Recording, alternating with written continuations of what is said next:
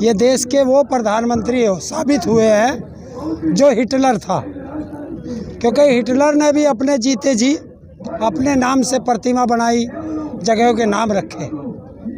ऐसा ही इसने किया है। क्यों?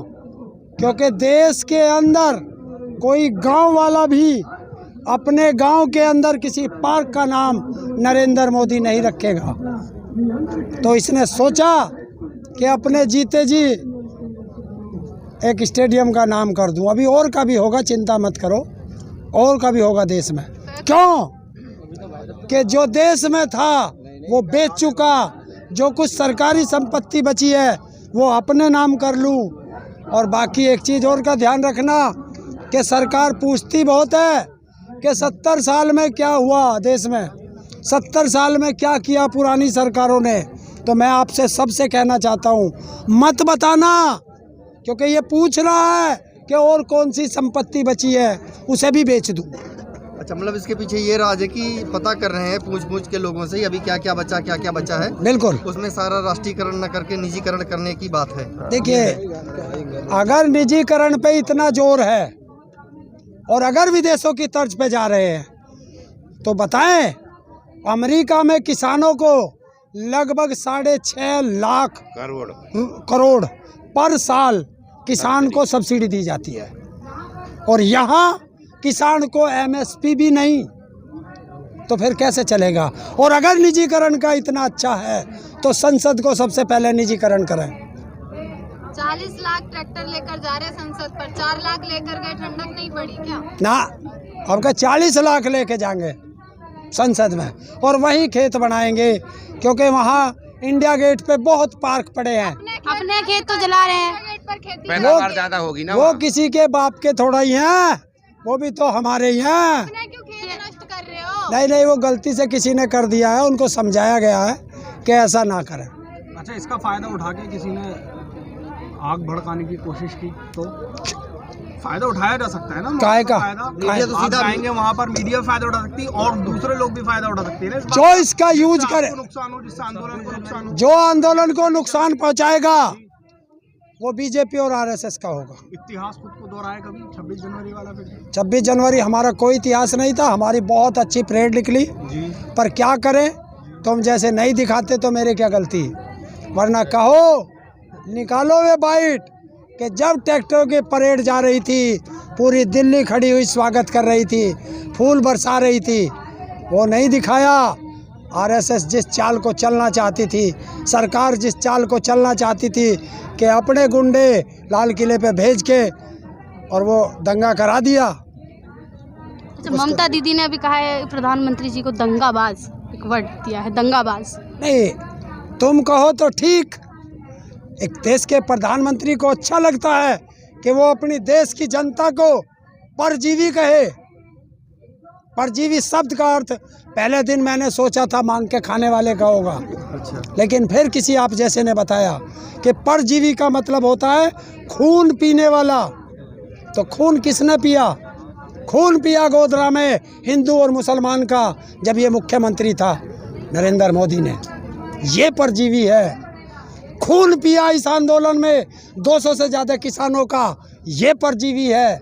खून पिया पुलवामा में 40-44 जवानों का जीतने के लिए इलेक्शन, ये परजीवी है। तो इस बात को कैसे माना जाए, क्योंकि उसी बात पे पाकिस्तान भी बोल चुका है कि अटैक तो हमने करवाया था।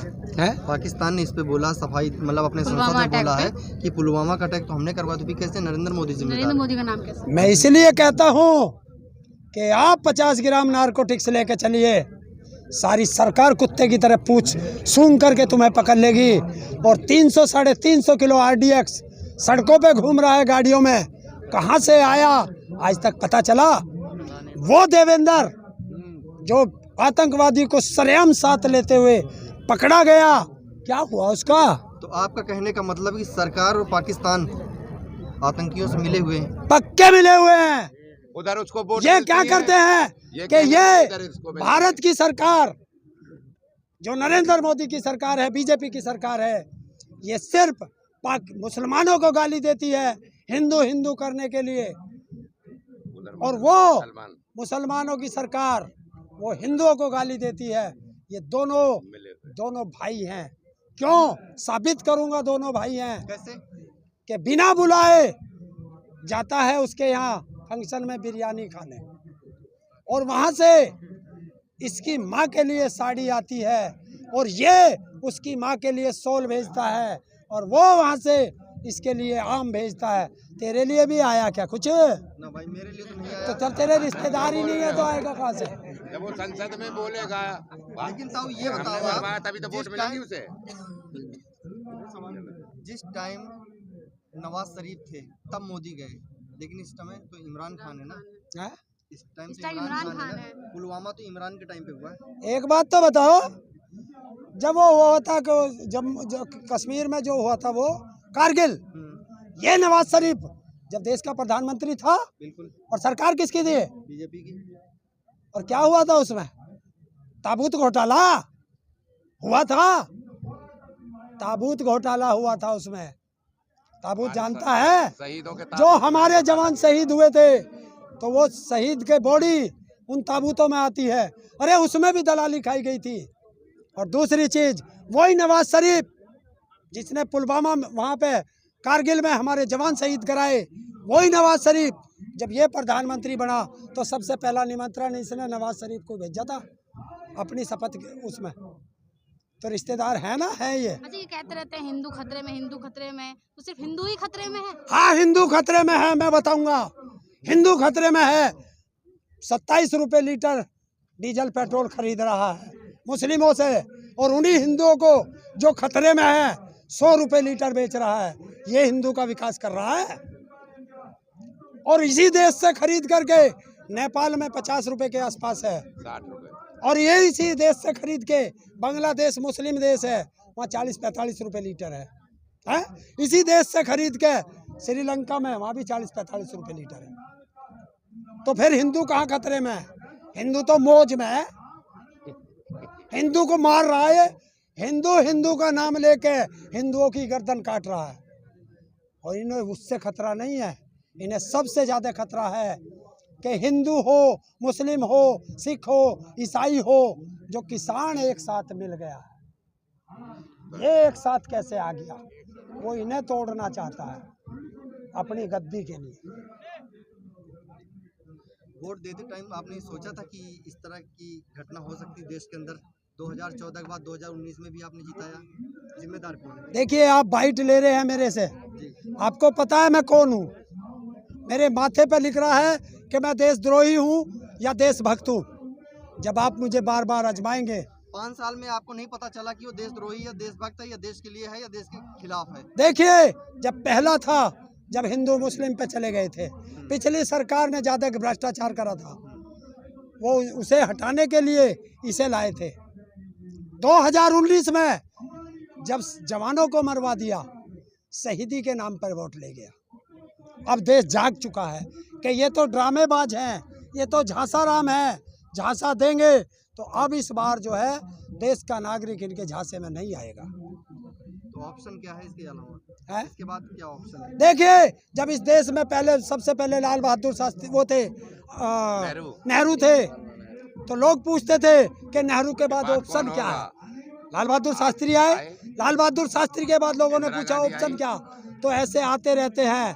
अगर कल को प्रधानमंत्री मर जाए तो फिर तुम्हारे पास ऑप्शन क्या? फिर क्या ऑप्शन होगा? भगवान जी आएंगे। मरेंगे ना, आज नहीं तो 10 साल बाद। फिर कहाँ से आएगा?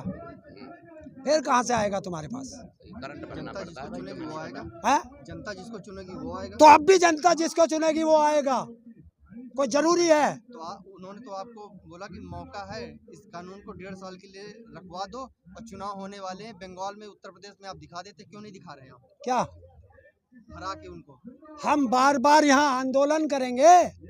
सारी जिंदगी आंदोलन में गुजरे, 2 साल बाद 1.5 साल बाद फिर आए और इनसे कह दो ना कि इसे ख़त्म करें, और किसानों की कमेटी बनाए, किसान भी बैठेंगे, वैज्ञानिक भी बैठेंगे, एक्सपर्ट, और सरकार भी बैठ जाए, दोबारा बना लेंगे। आपको लगता है कि इतने लोग, लाखों लोग सड़क पे हैं 3 महीने से, आपकी नहीं सुन रहे तो पत्रकारों की सुनेंगे? आपको लगता है? तो आपको लगता है कि ये जो लाखों लोग सड़क पे हैं ये वापस चले जाएंगे? नहीं जाएंगे। मर सकते हैं, सर कटा सकता है लेकिन सर झुका नहीं सकता किसान। अब उस पे आ गया, आन बान और शान की बात है, नहीं जाएगा वापस। हाँ? और हमारे पास ऑप्शन क्या है? हमारे पास शांतिपूर्वक आंदोलन करने का एक यही रास्ता।